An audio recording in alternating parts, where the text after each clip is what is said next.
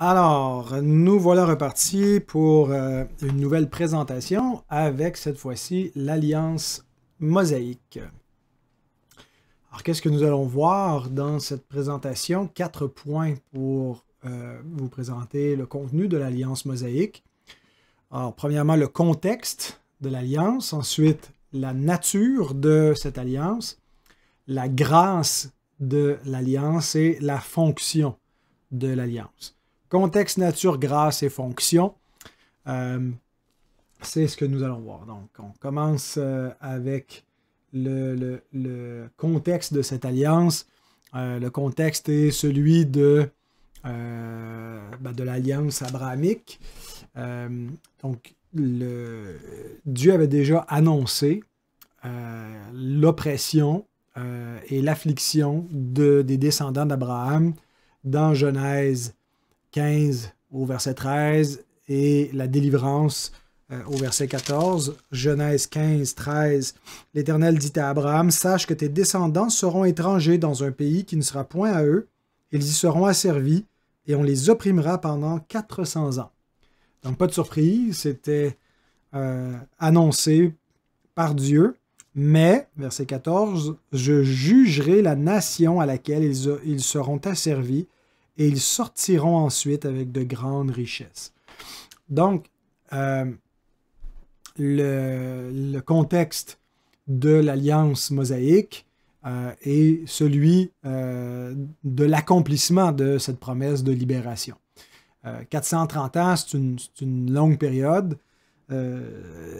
Pensez à reculer le 400 ans en arrière dans l'histoire. Ça remonte avant même la confession de foi que je confesse comme chrétien réformé baptiste, la confession de 1689. Donc 400 ans en arrière, ce document-là n'existait même pas encore. C'est très très loin. Donc ça nous donne juste une idée un peu du gap historique, du fossé historique qu'il peut y avoir entre Abraham et Moïse. Et l'Égypte, donc, était une grande cité, un peuple avec des avancées, des progrès technologiques plus grands que ceux des autres peuples. Regardez, ils ont bâti les pyramides, ça fait des milliers d'années, elles tiennent encore debout. C'est quand même quelque chose de remarquable. Donc, c'est au sein de cette nation qui va être supérieur en puissance et dans ses avancées que les descendants d'Abraham vont être opprimés et asservis. Mais le livre de l'Exode se rouvre d'abord avec un écho qui est fait à la promesse que Dieu a faite à Abraham et à ses fils. Donc Dieu se souvient de sa promesse et tout Exode 2 à 12 finalement, il rappelle sans cesse cette promesse, mais montre aussi l'accomplissement, la fidélité du Dieu d'Abraham, d'Isaac et de Jacob, qui, parce qu'il a fait alliance avec les pères, affranchit les fils en Égypte. Donc, dans Exode 3, versets 13 à 17, Dieu entreprend la libération d'Israël sur la base des promesses qu'il a faites aux patriarches. Exode 6, 1 à 5, Dieu révèle son nom d'alliance en accomplissant ses promesses quand il dit qu'il ne s'est pas révélé au Père sous son nom, Yahweh. C'est pas qu'il n'a pas utilisé ce nom-là dans ses rapports d'alliance, mais qu'il n'a pas encore montré la fidélité à son nom en accomplissant ce qu'il a promis et entre autres en jugeant les dieux de l'Égypte et en libérant les Israélites et en les conduisant dans le pays qu'il leur a promis. Dieu veut montrer que c'est lui, Yahweh, qui a la puissance de l'accomplir. Donc le contexte de l'alliance mosaïque est clairement celui de l'alliance abrahamique. Maintenant, une fois qu'on a dit cela sur le contexte, deuxième point, c'est la nature de l'alliance. Et il y a 3 choses que je veux mettre de l'avant pour parler de la nature de l'alliance mosaïque. Ses lois, ses promesses et ses sanctions. Alors, l'alliance mosaïque vient codifier l'alliance abrahamique qui devait être gardée pour pouvoir jouir des bénédictions promises. On a vu Genèse 18-19, Dieu a choisi Abraham pour qu'il enseigne à ses fils de pratiquer la justice et la droiture et qu'ainsi il obtienne la promesse ou l'accomplissement de ce que Dieu a promis à Abraham. C'est quoi la droiture et la justice que les fils d'Abraham doivent garder? Ça va être les lois qui vont lui être révélées dans cette alliance-là. Une fois que Dieu accomplit la promesse de leur donner un pays, ils vont avoir besoin de lois pour vivre dans ce pays-là. Donc, les lois mosaïques sont absolument essentielles pour comprendre la nature de l'alliance mosaïque. L'alliance mosaïque n'est pas simplement une administration de l'alliance de grâce, elle est une alliance légale qui est particulièrement définie par la notion de la loi de Moïse et des obligations de garder cette loi et de l'accomplir. La loi, dans le cours, je ne vais pas rentrer tellement en détail là, sur la division tripartite de la loi, ou quand on fait la distinction entre la loi morale et les principes ou les préceptes positifs de la loi, donc la loi cérémonielle et civile. Mais la loi morale, on a déjà vu, elle est antécédente à la création parce qu'elle reflète le caractère de Dieu. Elle était donnée à Adam dans son cœur. Et dans toutes les alliances, il y a une loi morale qui est au-dessus des alliances, qui n'est pas propre aux alliances elles-mêmes, qui les transcende et qui est maintenue même dans la nouvelle alliance. Il y a une loi. Dieu dit qu'il va faire une nouvelle alliance, il va mettre sa loi dans le cœur de son peuple pour qu'il puisse la garder, cette loi. Dans l'alliance mosaïque, la loi morale de Dieu devient le cœur de l'alliance, le cœur de ce qui doit être accompli. Donc, c'est pas que l'alliance mosaïque se résume exclusivement aux 10 commandements, au décalogue, mais c'est principalement ces tables de la loi qui sont le témoignage de l'alliance, le résumé de ce que Dieu commande à son peuple de faire, en lui donnant sur 2 tables de loi, 2 copies de la loi, une copie pour le suzerain Dieu et une copie pour le vassal Israël. Et donc la façon que cette alliance est faite, Dieu libère son peuple de l'Égypte, le conduit au désert, au Sinaï, et c'est là qu'il fait alliance avec lui. Et donc, ça suit un peu la structure des alliances suzerain-vassal qu'on retrouve dans le Proche-Orient ancien, où le suzerain a d'abord démontré sa puissance militaire et souvent de fois a pu exercer une délivrance envers un royaume vassal qui a interpellé son aide. Et par la suite, donc, le suzerain se présente, il fait alliance avec le vassal et donc il affirme sa suprématie et la loyauté du vassal envers lui, c'est une relation exclusive, il ne doit pas faire alliance avec d'autres rois et ainsi de suite.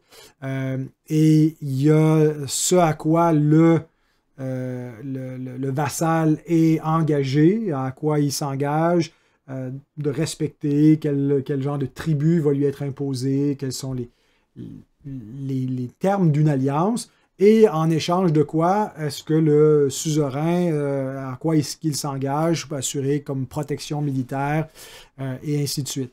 Et donc, on trouve quelque chose d'assez similaire. C'est comme si Dieu utilise ce qui est connu dans la culture de l'époque, dans les textes de loi, et Dieu, donc, est ce grand roi, le grand suzerain qui délivre par pure bonté Israël, à cause aussi des serments qu'il a fait au père des Israélites. Et Dieu fait alliance avec ce peuple.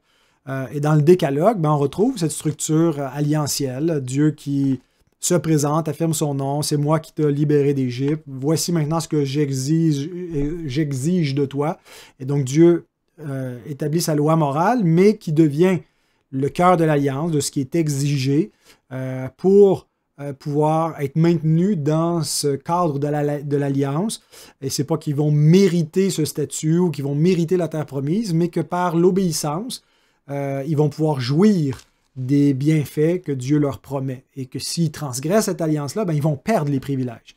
Donc, c'est ce qu'on voit quand on arrive donc dans Exode 19, versets 3 à 8.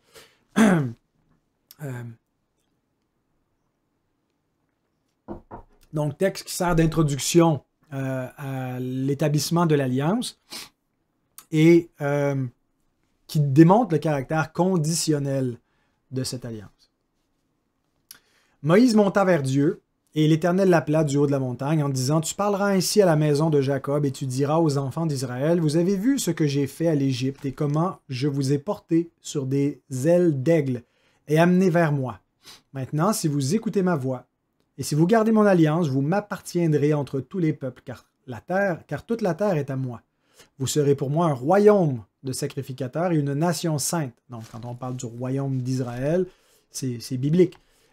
Voilà les paroles que tu diras aux enfants d'Israël. Moïse vint appeler les anciens du peuple et il mit devant eux toutes ces paroles comme l'Éternel le lui avait ordonné. Le peuple tout entier répondit « Nous ferons ». C'est important de souligner le verbe « faire ». La loi dit « Fais cela et tu vivras ». La grâce dit « Crois cela et tu vivras ». La loi ne procède pas de la foi, nous dit Paul, mais elle dit « Celui qui mettra ces choses en pratique vivra par elles ». Donc, nous ferons tout ce que l'Éternel a dit. Moïse rapporta les paroles du peuple à l'Éternel. Et donc, tout ça est un rappel de Genèse 17, où Dieu, dans la circoncision, exige par ce gage dans la chair des Israélites une obéissance et il menace la désobéissance ceux qui transgressent l'alliance. Donc, transgresser l'alliance va devenir plus que simplement pas recevoir la circoncision. Celui qui ne reçoit pas la circoncision transgresse l'alliance, mais celui qui transgresse ce que symbolise la circoncision, de garder la loi, transgresse aussi cette alliance. Donc, un peu après le décalogue, et Dieu donne d'autres lois, mais dans Exode 24, on a une répétition de l'engagement du peuple qui dit « Nous ferons tout ce que l'Éternel a déclaré et nous le mettrons en pratique. » Donc, avant que l'alliance de la loi soit prononcée, le peuple s'engage, et après que toute la loi a été lue, le peuple répète son engagement. Et qu'est-ce qui arrive? Moïse répand sur eux quoi? Le sang de l'alliance.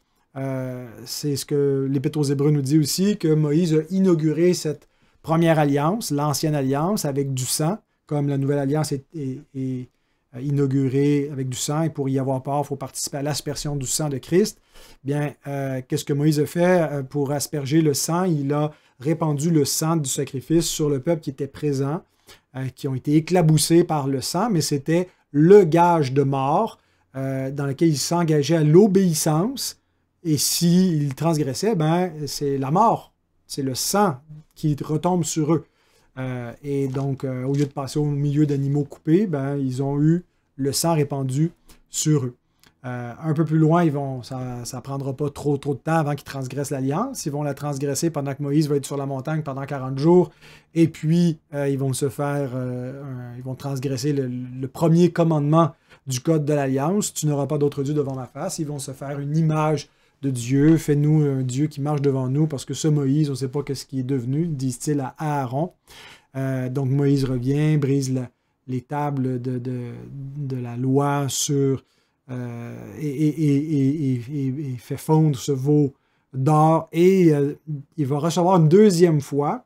Il y a comme un renouvellement de l'alliance mosaïque. Certains y voient ici que le peuple va avoir besoin d'être renouvelé, ou la loi va avoir besoin d'être restituée une deuxième fois, et qu'en fait, c'est une typologie où Dieu va cette fois inscrire la deuxième fois la loi dans notre cœur. Donc, c'est comme une anticipation de la nouvelle alliance.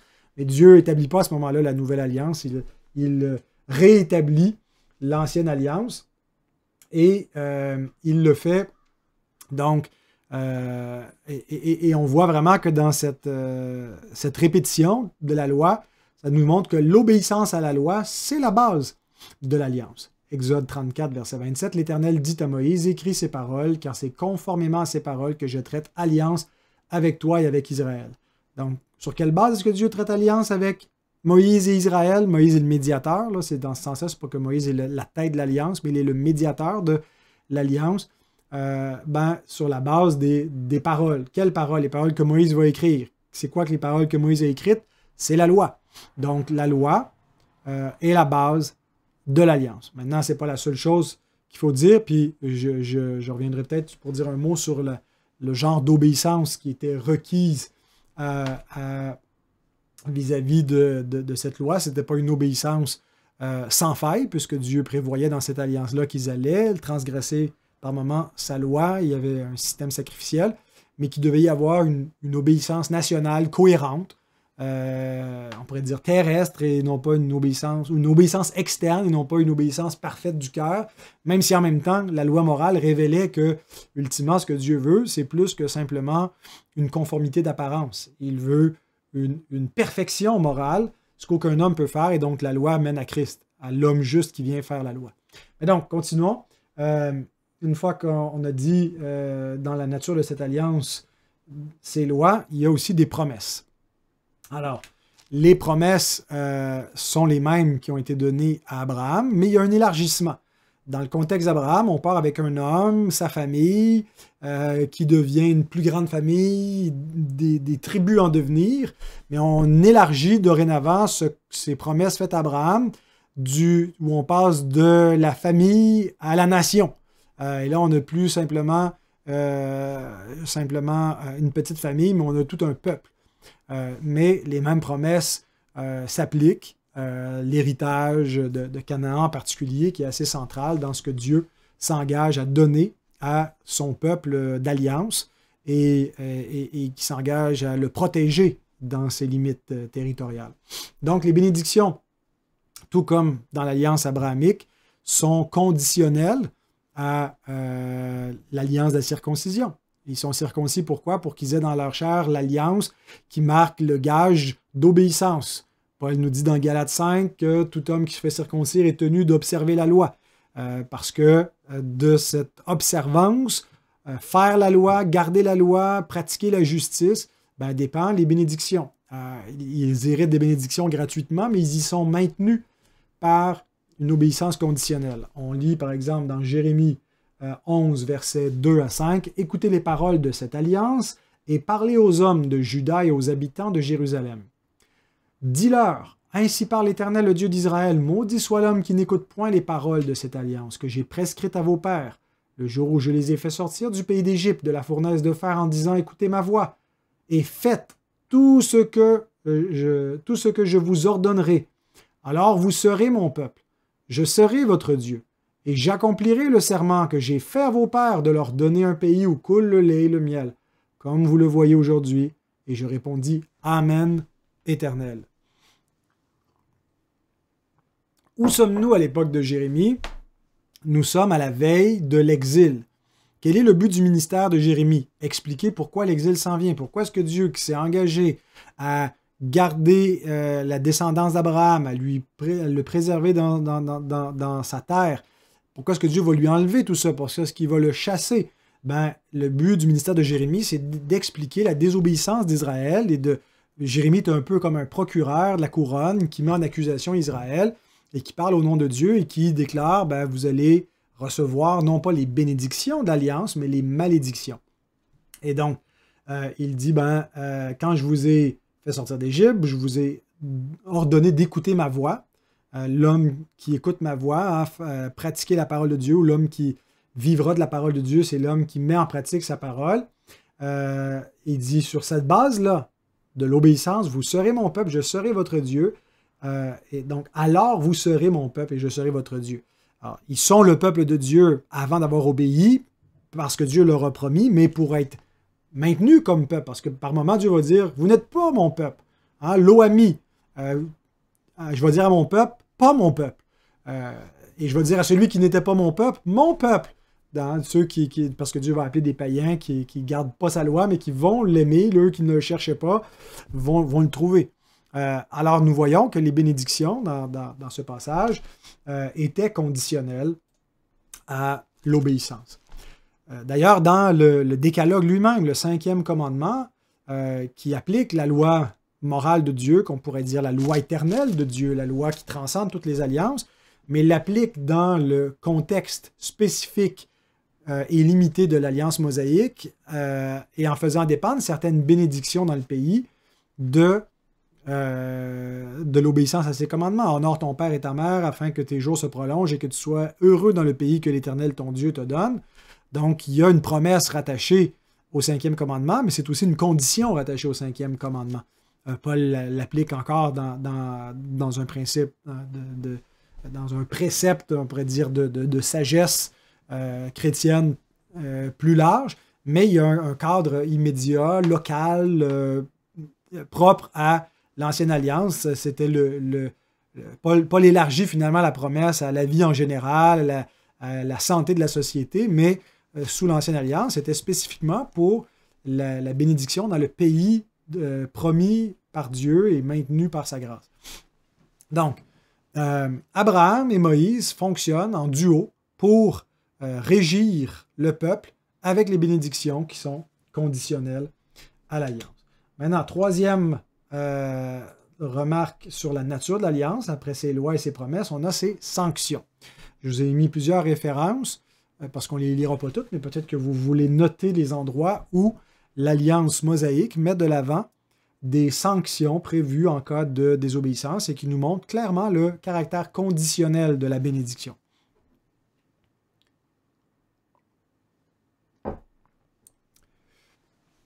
Alors, on voit ce caractère conditionnel et punitif d'abord dans l'inauguration de l'alliance avec du sang, comme le sang retombe sur le peuple après qu'ils aient pris sur eux le gage d'obéissance, ça nous démontre le caractère conditionnel. Ensuite, la menace de châtiment par Moïse avant d'entrer dans le pays. Avant d'entrer dans le pays, ça fait déjà plus d'une génération. La première génération sortie d'Égypte, ils sont tous morts au désert et ce sont leurs enfants qui doivent entendre une répétition de la loi, donc le Deutéronome, Deutéro, deuxième, on répète une deuxième fois la loi, le code d'alliance, on refait l'alliance avant d'entrer en terre promise et on répète surtout les conditions. Alors, Deutéronome 6, 20, 24 à 25, on va en lire au moins un de ces passages-là.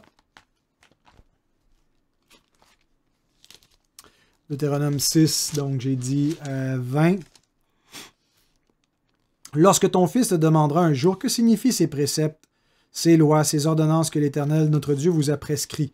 Alors, sachant que ça allait être nécessaire de répéter pour les générations à venir, voici ce que tu vas lui dire. Et au verset 24, l'Éternel nous a commandé de mettre en pratique toutes ces lois et de craindre l'Éternel, notre Dieu, afin que nous fussions toujours heureux et qu'il nous conservât la vie comme il le fait aujourd'hui. Nous aurons la justice en partage si nous mettons soigneusement en pratique tous ces commandements devant l'Éternel notre Dieu, comme il nous l'a ordonné. Et donc, tous ces passages nous montrent ce caractère conditionnel de la bénédiction en lien avec la nécessité de faire ce que Dieu commande. La même chose, le chapitre 27-28 en particulier, nous parle de toutes les malédictions de l'Alliance qui vont venir sur le peuple et qui sont venues une première fois de manière complète dans l'exil et la destruction de Jérusalem et du Temple, mais qui viennent d'une manière finale et eschatologique pour l'Ancienne Alliance lorsque Christ lui-même annonce les malédictions de l'Alliance sur Israël dans Matthieu 24.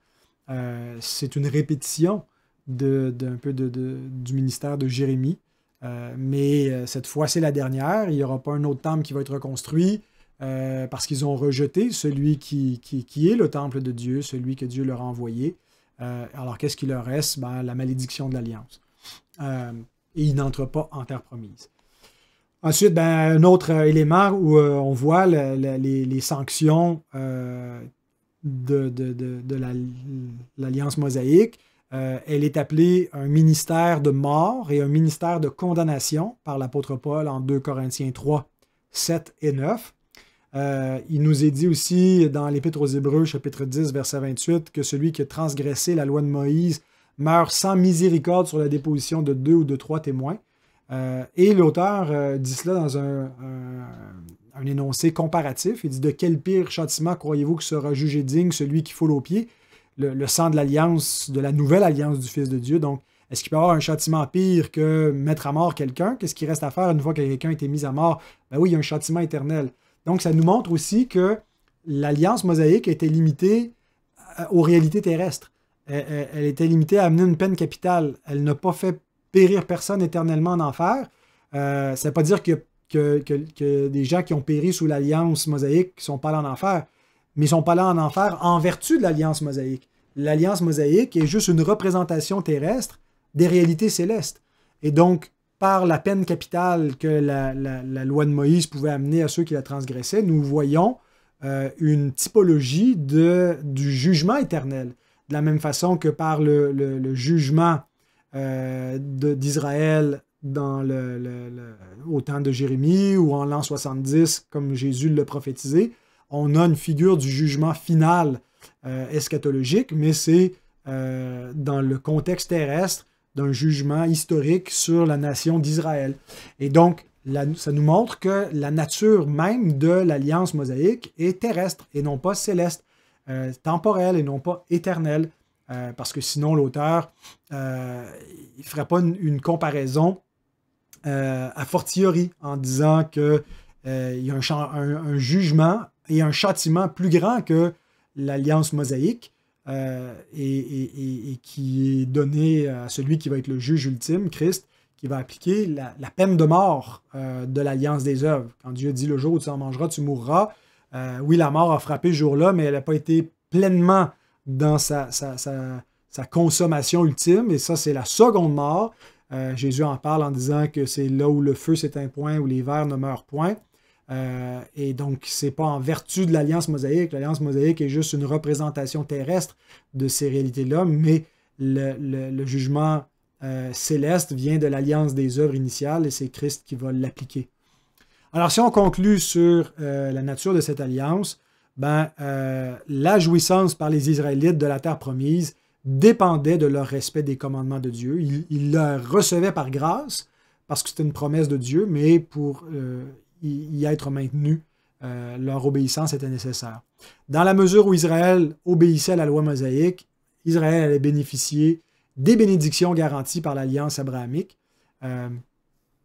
Donc, l'alliance mosaïque est un peu, on l'appelle parfois une répétition, c'est pas, une republication de l'alliance des œuvres. Mais l'alliance des œuvres, c'était pour la vie éternelle qu'il fallait l'accomplir. Fais cela et tu vivras. Ce n'était pas une alliance de grâce. Adam devait atteindre la vie éternelle en gardant la parole de Dieu et en gardant le jardin. Mais à la place, il a laissé l'intrus, il a obéi à la voix du diable plutôt qu'à la voix de Dieu. Donc, il n'a pas vécu de la parole de Dieu en faisant ce que Dieu commandait. Alors, il a été chassé du jardin puis il a fait entrer la mort. Dieu nous donne une répétition où il republie l'alliance ou le principe de l'alliance des œuvres, mais non pas pour atteindre la vie éternelle. C'est impossible d'atteindre la vie éternelle après la chute. Mais il nous donne un type de l'alliance des œuvres dans l'alliance mosaïque qui est pour la vie en Canaan et non pas pour atteindre la vie éternelle. Donc la vie en Canaan, pays découlant de lait et de miel, un symbole du paradis perdu et du paradis attendu, ça dépend de l'obéissance. De l'obéissance de qui? Des fils d'Abraham, qui ont été marqués par la circoncision comme un sceau et un gage à la mort, qui doivent pratiquer la justice, sans quoi ils vont être sous la malédiction. Et la malédiction qui vient, ne les envoie pas en enfer, mais les chasse du pays, pour montrer que l'homme a été chassé du jardin et de la présence de Dieu, et que ça prend un descendant d'Abraham. C'est lui qui va accomplir la promesse, c'est lui qui va accomplir la justice et la loi, et qui va nous faire entrer dans le repos de Dieu et dans le paradis perdu. Mais donc, comment on peut être sauvé par ce descendant d'Abraham avant qu'il vienne? Il faut croire en lui, c'est par la foi. Alors, l'obéissance qui était requise n'était pas une obéissance parfaite, mais une obéissance symbolique et externe à la loi de Moïse, pour être maintenu en Canaan. Et voilà, donc c'était dans ce sens-là une republication de l'alliance des œuvres. Alors, on a déjà vu le contexte de l'alliance, la nature de l'alliance. Maintenant, on arrive à la grâce de l'alliance mosaïque. Donc, est-ce que l'alliance mosaïque n'était que loi, n'était que condition? Mais non. Il y avait bien sûr la miséricorde de Dieu qui était manifestée. Et donc, c'est pas, des fois, dans notre esprit, c'est un ou l'autre. Si c'est conditionnel, ben, il ne peut pas avoir de grâce. Si de grâce, il ne peut pas avoir d'obligation. Oui, il y a un élément antithétique entre alliance des œuvres et alliance de grâce, puis il faut vraiment faire attention de ne pas mélanger les deux, mais de bien distinguer les deux, sans quoi on risque de perdre l'Évangile en amalgamant la loi et l'Évangile plutôt qu'en les distinguant comme il le faut. Mais dans une alliance des œuvres comme l'Ancienne Alliance, il y avait de la grâce. On la voit, premièrement, d'abord, dès que Dieu condescend à offrir quoi que ce soit, surtout à des pécheurs, on voit que c'est une Dieu promesse que l'homme ne peut pas vraiment mériter. Mais comme on a déjà mentionné dans l'introduction, en citant la confession de foi, chapitre 7, paragraphe 1, que c'est la condescendance divine où l'homme qui peut pas mériter, Dieu peut jamais être en dette envers l'homme. Le rapport naturel entre le Créateur et la créature fait en sorte que Dieu ne peut jamais rien devoir à qui que ce soit. Alors, si l'homme a quelques mérites devant Dieu, ce n'est pas un mérite naturel, mais alliantiel, où c'est Dieu qui condescend à rémunérer son obéissance. Alors, si Dieu promet la protection dans la terre promise et des bénédictions dans ce pays-là, dans la mesure où le peuple obéit, ce n'est pas parce qu'ils vont véritablement mériter, mais c'est une condescendance divine qui démontre la grâce de Dieu. Mais deuxièmement, on voit la grâce dans l'alliance mosaïque en raison des promesses faites à Abraham. Constamment, Dieu demeure patient envers Israël, malgré ses nombreuses désobéissances, son idolâtrie. Pourquoi? En vertu des promesses faites à Abraham. Parce que Dieu dit, je prends la responsabilité sur moi, même si tes descendants sont infidèles, de rester attaché à ta race, à tes enfants, pour accomplir tout ce que j'ai promis. Donc, on voit la grâce même dans cette alliance. Et troisièmement, on voit aussi avec le système sacrificiel qui démontre que Dieu savait que le peuple allait pécher et il a donné, je pensais que j'avais une diapositive, pardon. Il a donné un système qui allait assurer le maintien d'Israël parce qu'il allait avoir une médiation sacerdotale qui allait symboliquement expier le péché. Alors, Dieu a prévu un système sacrificiel pour le pardon, c'était des sacrifices quotidiens, il y avait aussi un grand jour des expiations, mais tout ça n'avait pas eu une efficacité réelle pour enlever le péché et apporter un salut éternel. C'était plutôt un pardon symbolique, une purification de la chair, une purification externe, mais qui ne purifiait pas vraiment la conscience, qui n'amenait pas véritablement, pardon,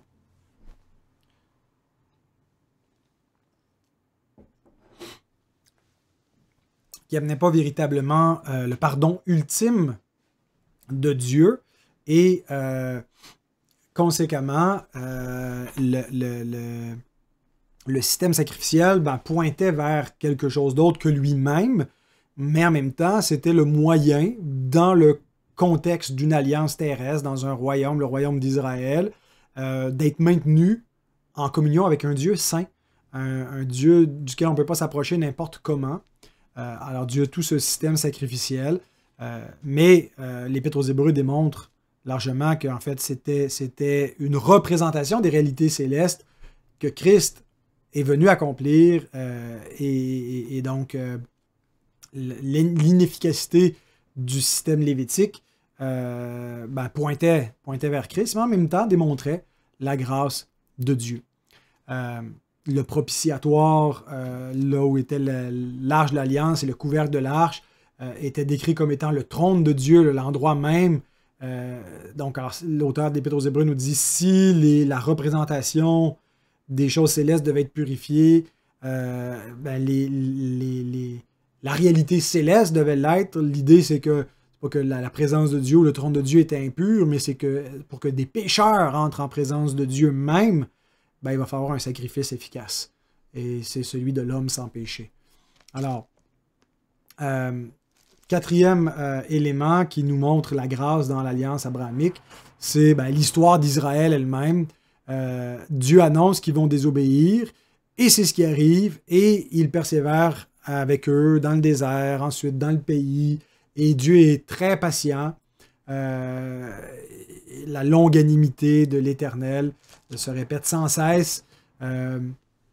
On lit par exemple dans Deutéronome 4, 25 à 41, Dieu annonce que son peuple va être infidèle, mais que malgré cela, il va maintenir la promesse. Dieu va amener des châtiments, mais il ne va pas détruire, il va se préserver un peuple. Et on voit, après que tout ça arrive, c'est annoncé sous Moïse, mais plusieurs siècles plus tard, à l'époque de Néhémie, lorsqu'ils reviennent de l'exil et qu'ils reviennent du jugement, ils sont restaurés dans leur pays pour s'assurer que la promesse faite à Abraham puisse éventuellement s'accomplir. Néhémie déclare, tout ça nous est arrivé non pas parce que Dieu était infidèle à sa promesse, lui qui nous a promis sa protection puis un pays, mais c'est nous qui avons été infidèles à l'alliance et Dieu nous avait dit que c'est ce qui nous arriverait, que le pays nous vomirait. Alors Israël confesse après l'exil la perte de son territoire tel que Dieu l'avait dit mais dans tout cela, Dieu a été fidèle parce qu'il a restauré. Il n'a pas permis. C'est quand même étonnant si on se dit qu'il y a eu des grands empires beaucoup plus grands et beaucoup plus puissants qu'Israël qui ont complètement disparu. Et ce petit royaume qui, à un moment donné, était dominé, a été menacé de disparaître, comment est-ce qu'ils ont pu subsister? Ça tient à la providence de Dieu qui a maintenu un reste et qui s'est assuré que lorsque le Messie viendrait, il y aurait un contexte alliantiel dans lequel il pourrait exécuter son ministère, pour qu'on puisse comprendre le sens de son œuvre de rédemption et tout le symbolisme et comprendre la réalité en Christ à la lumière de toute l'économie de l'Ancienne Alliance qui anticipait la venue de Christ. Donc, nous avons vu le contexte de l'Alliance, la nature de l'Alliance, la grâce de l'Alliance. Il nous reste la fonction de l'Alliance. Et il y a 4 choses qu'on peut dire concernant la fonction de cette alliance. Elle gouverne le peuple, elle gouverne le sacerdoce, elle gouverne la royauté et elle gouverne la prophétie. Alors, tout comme l'alliance noaïque régulait le royaume adamique déchu, Dieu donne un royaume à Adam, son royaume est déchu, donc il faut qu'on vienne réguler cette nouvelle réalité. C'est l'alliance noaïque qui le fait. L'alliance mosaïque vient réguler le royaume confié à Abraham. Dieu promet un royaume à Abraham, mais une fois que ce royaume arrive, parce que ses descendants se sont multipliés, que Dieu va les réunir en un seul peuple, puis il va leur donner la terre promise, comment ils vont vivre dans ce royaume? Alors Dieu rajoute une couche à ce royaume dans une deuxième alliance, l'alliance mosaïque, qui s'ajoute à l'alliance abrahamique. Et donc, les sphères de gouvernance de l'Alliance mosaïque concernent ces 4 aspects-là, le peuple, le sacerdoce, la royauté, la prophétie. Vous remarquez probablement aussi le triple office de Christ, prêtre, roi, prophète. Et donc, Israël, si on décomposait un petit peu sa structure sociale, étatique, peut-être pas étatique, mais sa structure en tant que royaume, les différentes parties, les différentes composantes, c'est le sacerdoce, la royauté et la prophétie. Mais tout ça est régulé par une même loi, une même constitution qui est la loi mosaïque ou l'alliance mosaïque. Un peu comme si vous prenez un État moderne comme les États-Unis, puis on a le pouvoir exécutif, le pouvoir judiciaire, le pouvoir législatif, qui sont 3 pouvoirs, 3 branches du gouvernement, tous régis par une même constitution qui délimite les pouvoirs de chacun, qui démontre comment ils collaborent entre eux. Bien, il y a un peu la même chose dans l'alliance mosaïque. Donc, d'abord, l'alliance gouverne le peuple. Deutéronome 4, 1 et 2.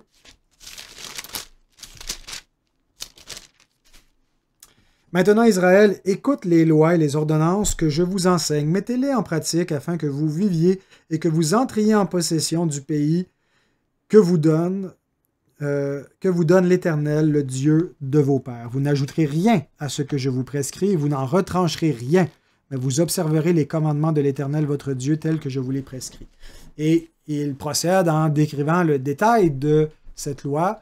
Donc, le peuple va être gouverné par l'Alliance mosaïque. Alors, l'Alliance mosaïque n'est pas pour tous les peuples, et pour ceux qui sont dans cette alliance. Ceux qui ne sont pas dans cette alliance, ça ne veut pas dire qu'il n'y a rien de cette alliance-là qui n'a pas une portée universelle. Mais ça ne veut pas dire que les menus détails de l'Alliance mosaïque sont pour tous les peuples.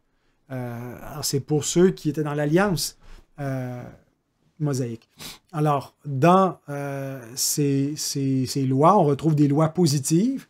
Une loi positive, c'est une loi qui est moralement neutre, c'est-à-dire qu'elle ne procède pas de la loi morale, mais il est nécessaire d'obéir à une loi positive en raison de l'autorité de Dieu qui la donne. On peut, par exemple, la circoncision, Paul va dire la circoncision n'est rien, l'incirconcision n'est rien, mais l'obéissance au commandement de Dieu est tout. 1 Corinthiens 7, 19. La circoncision, c'est un commandement, mais c'est un commandement positif, ce n'est pas un commandement moral. Dieu a donné la circoncision dans un contexte qui c'était une obligation en vertu de l'autorité de Dieu. Parce que Dieu le commande, tu dois le faire.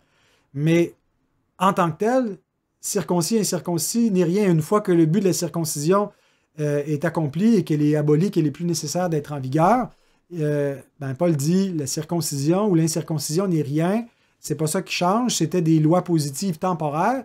Mais ce qui est important, c'est la loi morale, l'observation des commandements de Dieu. Donc, il distingue à l'intérieur des commandements de Dieu d'une loi permanente, d'une loi qui était transitoire, qui avait un but. Un peu comme l'heure de coucher qu'un parent donne à son enfant n'est pas proprement morale. Est-ce que se coucher à 8 heures ou à 8h30 ou à 9 heures, ou si un autre parent décide que son enfant doit se coucher à 7 heures, 19 heures, c'est un principe, c'est une loi positive, c'est un commandement positif qui n'a pas une moralité propre à lui, mais ce qui fait qu'il est nécessaire d'y obéir et qu'il y a un principe moral qui est rattaché à cette loi positive, c'est l'autorité du parent qui commande à l'enfant, et parce qu'un enfant doit honorer son père et sa mère, et quand on est enfant, ça implique de leur obéir. Et là, c'est un précepte moral qui est transcendant, qui est permanent, ça donne une base à une loi positive. Donc, l'Écriture est remplie de lois positives et de lois morales. Le baptême est une loi positive. On ne doit pas baptiser tout le monde. C'est un commandement pour ceux qui croient en Jésus-Christ.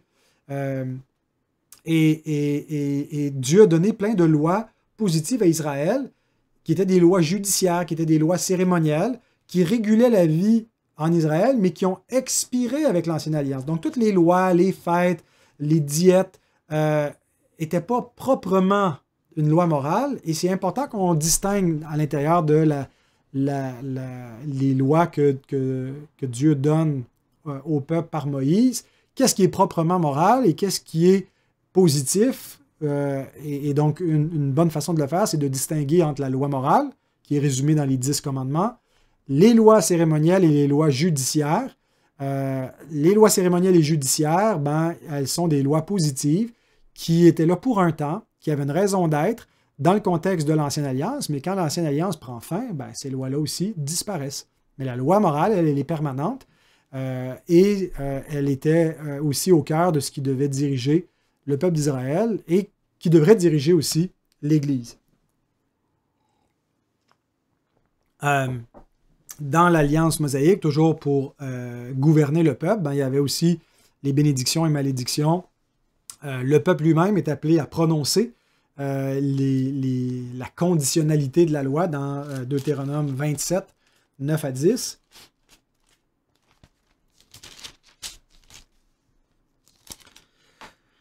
Moïse et les sacrificateurs, les Lévites, parlèrent à tout Israël et dirent: Israël, sois attentif et écoute aujourd'hui, tu es devenu le peuple de l'Éternel ton Dieu. Tu obéiras à la voix de l'Éternel ton Dieu et tu mettras en pratique ses commandements et ses lois que je te prescris aujourd'hui. Et là, il y avait la bénédiction qui était prononcée sur le mont Garizim et la malédiction qui était prononcée sur le mont Ébal. Et le peuple devait répéter tous les 7 ans cette expérience de rappeler bénédiction, malédiction, Deutéronome 31, 9 à 13. Donc, la vie d'Israël dépendait de cette alliance. Mais on voit aussi que ça gouvernait le sacerdoce, Exode 40, 12 à 16.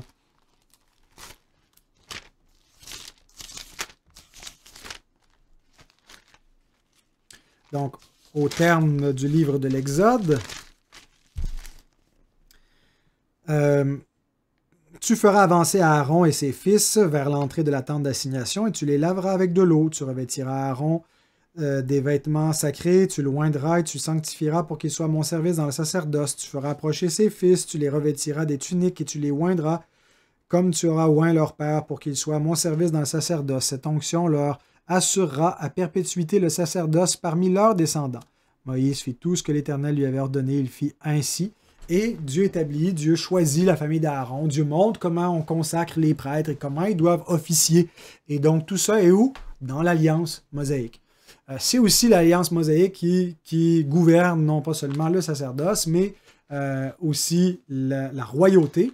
Et donc la prochaine alliance que nous allons voir, l'Alliance davidique, mais donc on peut déjà voir que l'Alliance mosaïque anticipait qu'il y aurait éventuellement un roi pour gouverner Israël, selon ce que Dieu avait promis à Abraham, que des rois sortiraient de lui.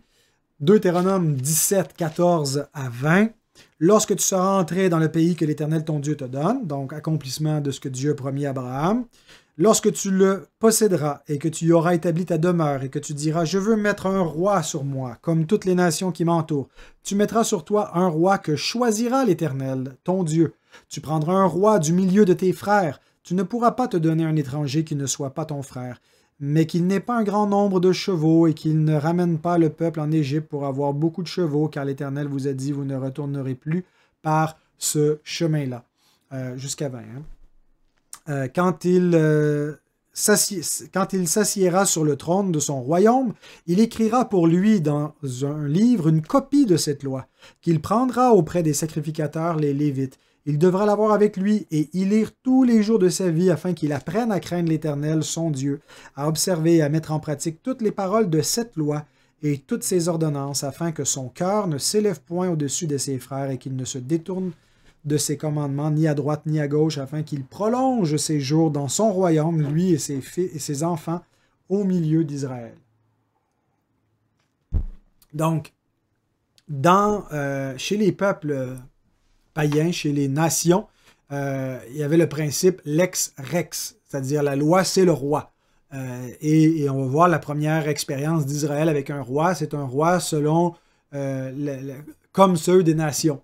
Un roi qui n'est pas selon le cœur de Dieu, mais selon ce que les hommes veulent, ce que les hommes aiment. Et c'est un roi qui fait à sa tête. Et donc, chez les païens, le roi fait la loi. Chez Israël, le roi doit suivre la loi de Dieu. C'est Dieu qui est le roi, finalement, de ce peuple. Et c'est lui qui lui donne des lois. Et le roi n'est que le serviteur de Dieu. Il doit être pris du milieu de ses frères. Donc, tout ça est observé aussi concernant la royauté de Christ. Hein. Il est pris du milieu de ses frères et il est véritablement le roi fidèle. Et on voit finalement que cette alliance gouverne aussi la prophétie. Dieu met plusieurs fois en garde son peuple vis-à-vis des prophètes. Il va y avoir des gens qui vont vous parler de ma part, mais si vous incite à faire ceci ou cela, sachez que c'est des faux prophètes. S'ils n'observent pas la loi de Dieu, c'est des faux prophètes, tu ne le laisseras pas vivre, tu vas le mettre à mort. Et puis Dieu annonce aussi qu'il va leur donner un prophète comme Moïse, et le prophète en question qui parle directement de la part de Dieu, c'est Christ. Donc, voilà pour l'Alliance mosaïque. Et l'Alliance mosaïque a fait progresser aussi la révélation du mystère de Christ, en particulier par le système sacrificiel. Il y avait des sacrifices avant Moïse, on voit des sacrifices au sortir du Jardin d'Éden, on en voit au temps de Noé, on en voit avec les patriarches, mais le système sacrificiel élaboré, le sens du système sacrificiel est vraiment révélé sous l'Alliance mosaïque et nous permet de comprendre davantage le mystère de Christ.